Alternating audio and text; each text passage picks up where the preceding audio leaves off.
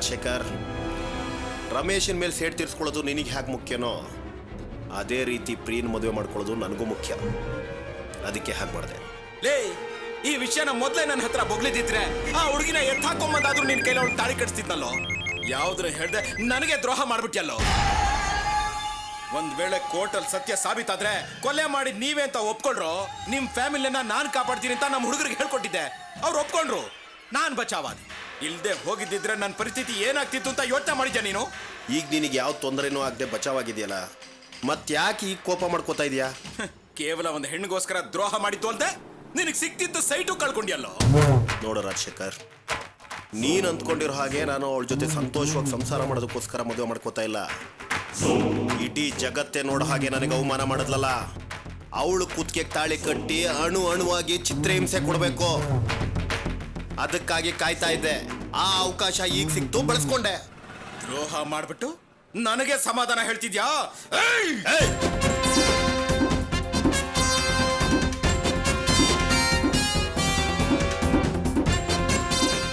ಅಣ್ಣ ಅಣ್ಣ ಅಣ್ಣ, ಯಾಕೋ ಅಳ್ತಿದ್ಯಾ? ಏನಾಯ್ತು? ನಾವು ಮೋಸ ಹೋಗ್ಬಿಟ್ವಿ ಅಣ್ಣ. ಏನಾಯ್ತು ಅಂತ ಹೇಳೋ. ಅಣ್ಣ, ನಾವ್ ಯಾರಿಗೋಸ್ಕರ ಸಂಚು ಮಾಡಿ ಇದೆಲ್ಲ ಮಾಡಿದ್ವೋ ಅದೆಲ್ಲ ಹಾಳಾಗೋಗ್ಬಿಡ್ತಣ್ಣ. ಅದೇನು ಅಂತ ಅರ್ಥ ಆಗೋ ಹಾಗೆ ಹೇಳೋ. ನನ್ನ ಮಗಳು ನೇಣು ಹಾಕೊಂಡು ಸತ್ತೋದ್ಲಣ್ಣ. ಕಾಂತನ್ ಕೊಲೆ ಮಾಡಿರೋ ಅಪರಾಧಕ್ಕೆ ಕೋರ್ಟ್ ಕೊಡೋ ಶಿಕ್ಷೆಯಿಂದ ನೀನ್ ತಪ್ಪಿಸ್ಕೊಂಡಿರ್ಬೋದು, ಆದ್ರೆ ನಾನ್ ಕೊಡೋ ಶಿಕ್ಷೆಯಿಂದ ನೀನ್ ತಪ್ಪಿಸ್ಕೊಳ್ಳೋದಿಕ್ಕಾಗಲ್ಲ. ಕಾಂತ ಹೋಗಿರೋ ಜಾಗಕ್ಕೆ ನಾನು ಹೋಗ್ತಾ ಇದ್ದೀನಿ ಅಂತ ಹೇಳಿ ಲೆಟರ್ ಬರ್ದಿಟ್ಬಿಟ್ಟು ನೇಣು ಹಾಕೊಂಡು ಸತ್ತೋಗಿದ್ದಾಳಣ್ಣ. ನನ್ನ ಹೆಂಡತಿ ಫೋನ್ ಮಾಡಿ ಹೇಳಿದ್ಲಣ್ಣ, ನಾನೀಗ ಏನ್ ಮಾಡ್ಲಣ್ಣ? ನಾನು ನನ್ನ ಮಗಳು ನನ್ನ ಬಿಟ್ಟು ಹೊಟ್ಟೋದ್ಲಣ್ಣ. ಆ ಕಾಂತನ್ ಕೊಲೆ ಕೇಸ್ನಿಂದ ಈಗ ತಾನೇ ಸತ್ತು ಬದುಕಿ ಆಚೆ ಬಂದಿದ್ವಣ್ಣ. ಈಗ ನನ್ನ ಮಗಳು ಸತ್ತು ನನ್ನನ್ನು ಸಂಪೂರ್ಣವಾಗಿ ಸಾಯಿಸ್ಬಿಡ್ಲಣ್ಣ. ಅವಳು ಚೆನ್ನಾಗಿರ್ಬೇಕು ಅಂತ ಅಲ್ವಣ್ಣ ನಾವು ಹೀಗೆಲ್ಲ ಮಾಡಿದ್ದು? ಎಲ್ಲ ಹಾಳಾಗೋಯ್ತಣ್ಣ. ರೇ ಶಂಕರ್ಲಿಂಗ, ಅಳಬೇಡ ಕಣೋ, ಸಮಾಧಾನವಾಗಿರೋ, ಧೈರ್ಯವಾಗಿರೋ, ನಾನಿದ್ದೀನಿ. ನಡಿ, ಮೊದಲು ಮನೆಗೆ ಹೋಗೋಣ. ನಡಿ ನಡಿ.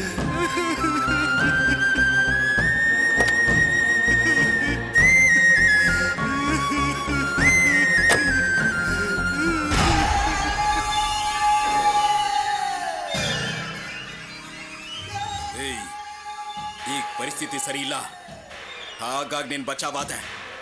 ಆದ್ರೆ ನಿನ್ನನ್ ಮಾತ್ರ ಅಷ್ಟು ಸುಲಭವಾಗಿ ನಾನು ಬಿಡೋದಿಲ್ಲ ಕಣ. ನೋಡ್ಕೋತೀನಿ.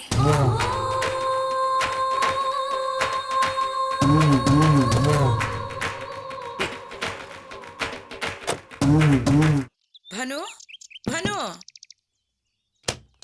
ಅಮ್ಮ, ಹಾಲ್ ಬಂದ್ರೆ ತಗೊಂಡಿರ್ತೀಯ?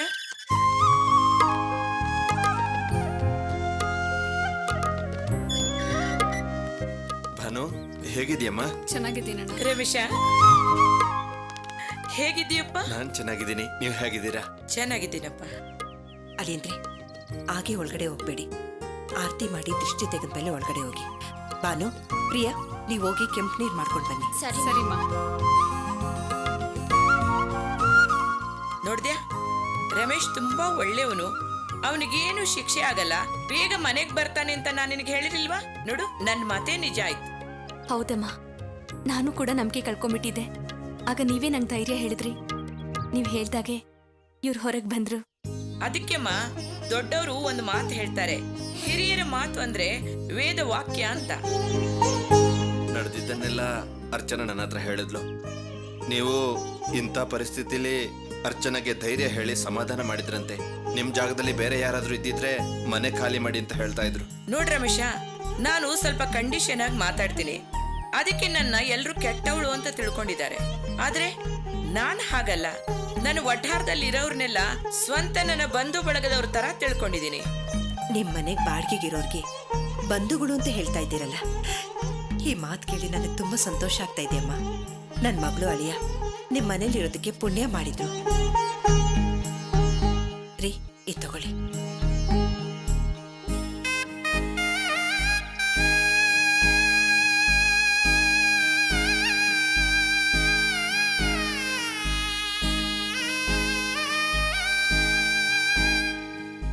ಪ್ರಿಯಾ, ಇದು ತಗೊಂಡಾಗ ಆಚೆ ಚೆಲ್ಬಿಟ್ಟ. ಸರಿಮಾ. ಈಗ ಮನೆ ಒಳಗೋಗಿ.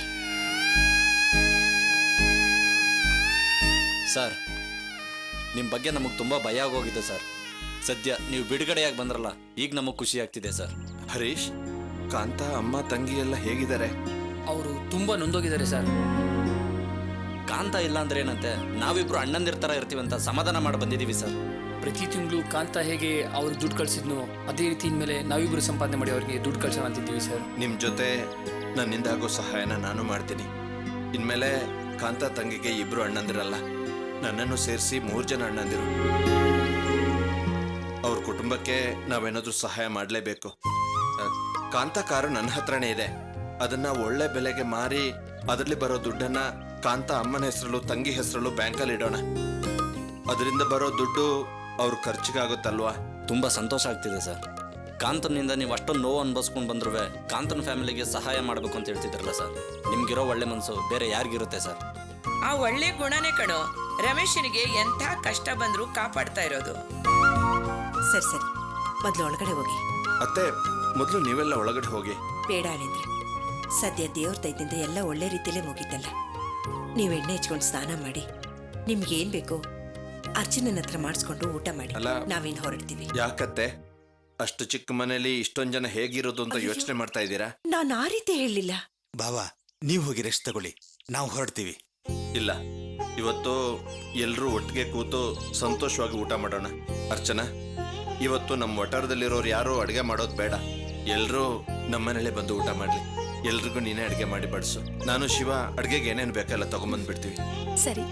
ಬಾನು, ಪ್ರಿಯಾ, ಬನ್ನಿ. ಹಾ, ಶಿವ, ಬಾರ, ಏನೇನು ಬೇಕಲ್ಲ ತಗೊಂಬರೋಣ. ಸರಿಯಪ್ಪ, ನಡಿ. ಬನ್ನಿ ಬನ್ನಿ.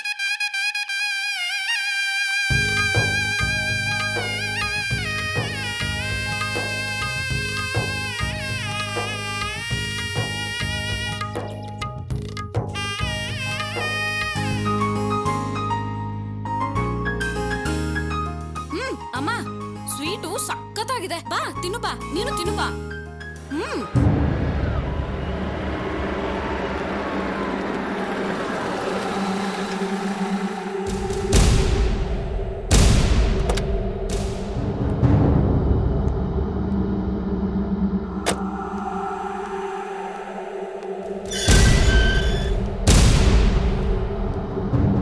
ಮಂಗಳ,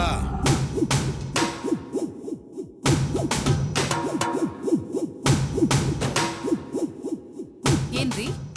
ತಲೆಗೆ ಸ್ನಾನ ಮಾಡ್ಬೇಕು.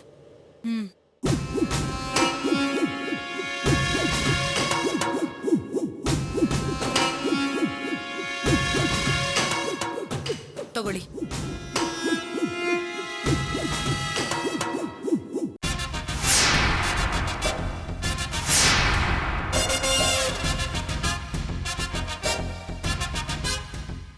ಏನಪ್ಪ, ತಲೆ ತೊಳ್ಕೊಂಡ್ರಾ? ನೀವ್ ತಲೆ ತೊಳ್ಕೊಂಡಿರಲ್ಲ ಬಿಡಿ.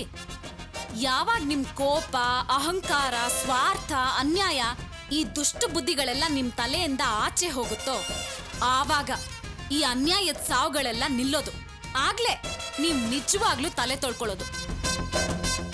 ಅದನ್ನೆಲ್ಲ ತಲೆಯಿಂದ ಕಿತ್ತಾಕ್ಲಿಲ್ಲ ಅಂದ್ರೆ ನೀವು ಪ್ರತಿದಿನ ಒಂದ್ ಹೆಣ ನೋಡಿ ಇದೇ ರೀತಿ ತಲೆ ತೊಳ್ಕೋಬೇಕಾಗತ್ತೆ. ಏಯ್, ಏನೇ ಇದು? ಶಂಕರ್ ಲಿಂಗನ್ ಮಗಳು ಸತ್ತೋದ್ಲು ಅನ್ನೋ ದುಃಖದಲ್ಲಿ ಕೋರ್ಟು, ಕೇಸು, ಶಿಕ್ಷೆಯನ್ನ ತಪ್ಪಿಸ್ಕೊಂಡ್ ಬಂದು ನಿಂತಿದ್ದಾರೆ. ಇಂಥ ಸಮಯದಲ್ಲಿ ಅವ್ರಿಗೆ ಮನ್ಸಿಗೆ ನೋವಾಗಿ ಹೋಗಿ ಮಾತಾಡ್ತಾ ಇದ್ಯಾ? ಅವ್ರಿಗೆ ಮನಸ್ಸಿದ್ರೆ ತಾನೇ ಅಮ್ಮ ನೋವಾಗೋದು. ಮನಸ್ಸೇ ಇಲ್ದಿರೋ ಮನುಷ್ಯ ರೂಪದ ರಾಕ್ಷಸ ಇವರು. ನಾನ್ ಹುಚ್ಚಿ ಆಡೋ ಮಾತಿನಿಂದ ಯಾರಿಗೂ ನೋವು ಆಗೋದೇ ಇಲ್ಲ ಅಲ್ವೇನಪ್ಪ? ಏಯ್, ಎದ್ದು ಮೊದ್ಲು ಒಳಗಡೆ ಹೋಗೆ. ಅಯ್ಯೋ, ನಾನ್ ಯಾಕಮ್ಮ ಒಳಗಡೆ ಹೋಗ್ಬೇಕು? ನೋಡು, ನಾನ್ ಹುಚ್ಚಿ ಆದ್ರೂನು ಕರೆಕ್ಟ್ ಆಗಿ ಡೈನಿಂಗ್ ಟೇಬಲ್ ಹತ್ರನೇ ಕೂತ್ಕೊಂಡು ಸ್ವೀಟ್ ತಿಂತಾ ಇದ್ದೀನಿ ಅಲ್ವೇನಪ್ಪ?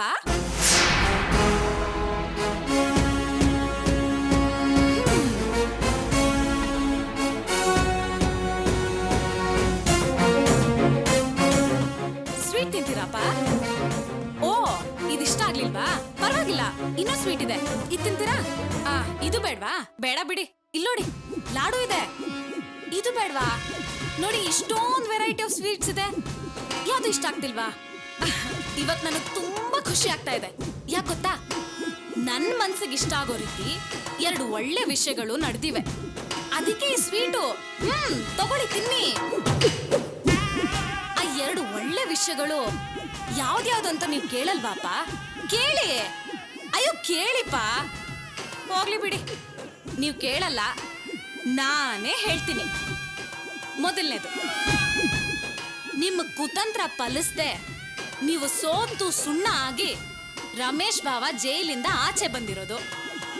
ಎರಡನೇದು, ನಿಮ್ ಫ್ರೆಂಡು, ಅದೇ ನಿಮ್ ಚಮಚ ಶಂಕರ್ಲಿಂಗ, ಅವನು ಜೀವನ ಪೂರ್ತಿ ಕೊರ್ಗೋ ಹಾಗೆ ಅವ್ರ ಮಗಳು ಕೊಟ್ಟು ಹೋಗಿರೋ ಶಿಕ್ಷೆ. ಶ್ವೇತಾ ಸತ್ತೋಗಿರೋದು ಬಹಳ ನೋವಿನ ವಿಷಯನೇ. ಆದ್ರೆ ಅವಳು ಸತ್ತು ಆ ಶಂಕರ್ಲಿಂಗನ ಜೀವನ ಪೂರ್ತಿ ಕೊರ್ಗೋ ಹಾಗೆ ಮಾಡಿದ್ಲಲ್ಲ, ಅದು ಸಂತೋಷದ ವಿಷಯ. ಬದುಕ್ ಬಾಳ್ಬೇಕಾಗಿರೋ ಎರಡು ಜೀವಗಳನ್ನ ಅನ್ಯಾಯವಾಗಿ ಸಾಯಿಸ್ಬಿಟ್ರಿ. ರಾಜರಾಜೇಶ್ವರಿ ನಗರದ ರಾಜಶೇಖರ ಅಂದ್ರೆ ಎಲ್ರಿಗೂ ಭಯ ಬರ್ಬೇಕು. ಅದಕ್ಕೋಸ್ಕರ ಎಷ್ಟು ಜನರು ಬೇಕಾದ್ರೂ ಸಾಯಿಸ್ತೀರ. ಅವ್ರು ಕಟ್ಕೊಂಡಿರೋ ಹೆಂಡತಿ ಬೇಕಾದ್ರೂ ಆಗಿರ್ಬಹುದು, ಅಥವಾ ಅವ್ರ ಸ್ವಂತ ಮಗಳೇ ಆದ್ರೂ ಆಗಿರಬಹುದು, ಅಲ್ವೇನಪ್ಪ? ಏನಪ್ಪ ಹಾಗೆ ನೋಡ್ತಾ ಇದ್ದೀರಾ? ಓಹೋ, ಕೋಪ ಉಕ್ಕಿ ಬರ್ತಾ ಇದೆ ನಿಮ್ಗೆ. ಎಲ್ಲದನ್ನು ಎಷ್ಟ್ ಬಿಡ್ಬೇಕು, ನನ್ನ ಚೆನ್ನಾಗಿ ಹೊಡೆದು ಮನೆ ಆಚೆ ತಳ್ಬೇಕು ಅಂತ ಅನ್ನಿಸ್ತಾ ಇದೆಯಾ? ಇಲ್ಲಪ್ಪ, ಇದೆಲ್ಲ ನೀವ್ ಮಾಡ್ಬಾರ್ದು. ಇದೆಲ್ಲ ನನ್ನಂತ ಹುಚ್ಚಿ ಮಾಡೋ ಕೆಲ್ಸ ಅಪ್ಪ. ನೀವ್ ಸ್ವೀಟ್ ತಿನ್ನಿ, ತಗೊಳ್ಳಿ. ಇನ್ಮೇಲಾದ್ರೂ ನಿಮ್ ಪಾಪದ ಕಾರ್ಯಗಳನ್ನ ಬಿಟ್ಟು ಒಳ್ಳೆಯವರಾಗಿ ಬದಲಾಗಿ ಬದುಕೋದನ್ ಕಲೀರಿ. ಇಲ್ಲ ಅಂದ್ರೆ ಆ ದೇವ್ರು ನಿಮ್ಮನ್ನ ಕ್ಷಮಿಸೋದಿಲ್ಲ. ಈಗ ನಿಮ್ಮನ್ನ ತಪ್ಪಿಸ್ಕೊಳಕ್ ಬಿಟ್ಟಿರೋದು ಕೂಡ ನಿಮ್ಮನ್ನ ನೀವು ಬದಲಾಯಿಸ್ಕೊಳಕ್ಕೆ ಕೊಟ್ಟಿರೋ ಒಂದು ಅವಕಾಶ. ಇನ್ಮೇಲಾದ್ರೂ ನೀವು ತಿದ್ಕೊಳ್ಳಿಲ್ಲ ಅಂದ್ರೆ ಇದುವರೆಗೂ ನೀವು ಮಾಡಿದ ಪಾಪ ನಿಮ್ಮನ್ನ ಸುಮ್ನೆ ಬಿಡೋದಿಲ್ಲ. ಆ ಕಾಂತ ಮತ್ತೆ ಶ್ವೇತನ ಆತ್ಮ ನಿಮ್ಮನ್ನ ನೆಮ್ಮದಿಯಾಗಿರೋದಕ್ಕೆ ಬಿಡೋದಿಲ್ಲ. ನೀವು ಶಿಕ್ಷೆ ಅನುಭವಿಸ್ಲೇಬೇಕು.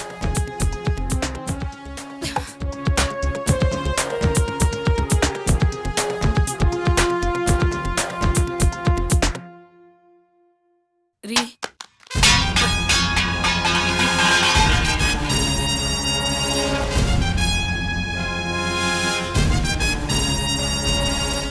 ಸರಿ ಬರ್ತೀನಿ ಇರಮ್ಮ.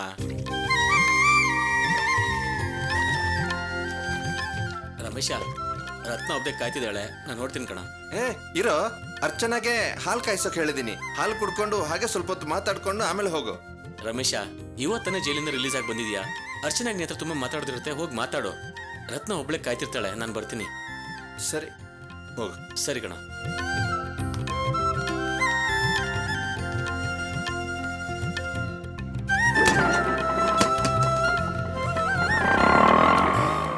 ಹಾಲ್ ತಗೋ. ಅರ್ಚನಾ, ನಿನ್ಗೆ? ನೀನ್ ಕುಡಿ.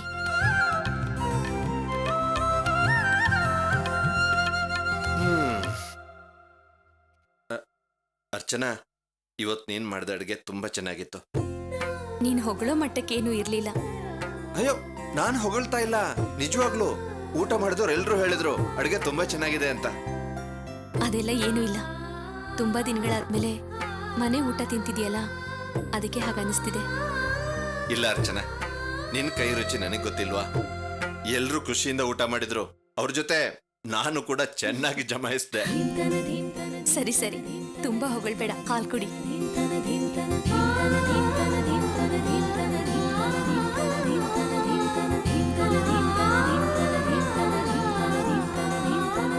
ಏನಾಯ್ತು?